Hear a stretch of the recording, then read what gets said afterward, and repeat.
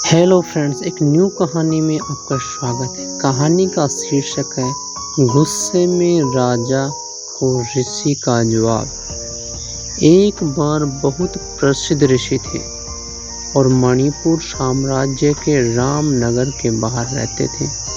वह अपने भाग्य बताने के लिए जाना जाता था और राज्य में हर कोई उसके बारे में और उसके भाग्य बताने के कौशल की सटीकता के बारे में जानता था। मणिराज उस राज्य के राजा थे और उन्होंने संत और उसके कौशल के बारे में बातें सुनी। राजा उसे बधाई देना चाहता था और उससे उसके भविष्य के बारे में भी पूछना चाहता था। इसीलिए उसने ऋषि को अपने महल में आमंत्रित किया। राजा ने अपने सैनिकों को ऋषि के स्थान पर भेजा। सैनिक अंदर गया और संत को राजा द्वारा अपने महल में साधु को आमंत्रित किए जाने के बारे में बताया। साधु उनके साथ जाने को तैयार हो गया। ऋषि के आने पर राजा ने उनका आदर सत्कार किया और उन्हें अपने दरबार में आसन दिया। एक बार जब ऋषि सहज हो गए तो राजा ने ऋषि से उनके भविष्य के बारे में कुछ बताने को कहा।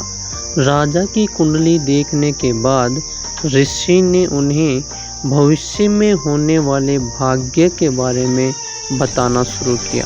राजा अपने भविष्य की भविष्यवाणी में सभी अच्छी बातों को सुनकर बहुत खुश हुए और उन्होंने ऋषि को उनके द्वारा बताए गए हर आशीर्वाद के लिए सोने और चांदी से पुरस्कृत किया।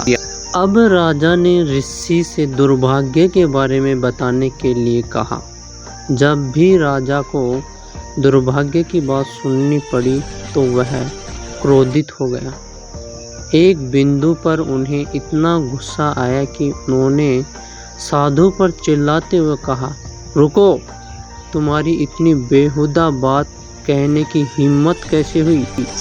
राजा ने अपनी तलवार निकाली और ऋषि की ओर इशारा किया और कहा, मैं आपको अपनी मृत्यु का समय बताने का आदेश देता हूँ।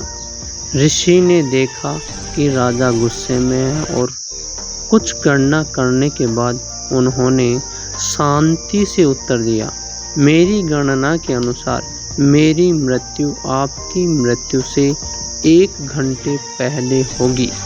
राजा यह सुनकर दंग रह गया और उसे अपनी गलती का एहसास हुआ। उसे अपने व्यवहार पर दया आई और उसने ऋषि को चिल्लाया और उसे और धन देकर घर भेज दिया। मोरल, इससे हमें यह शिक्षा मिलती है, अगर हम समझदारी से काम लें तो हम मुश्किल स्थिति से भी बाहर निकल सकते हैं। Please like, share and subscribe.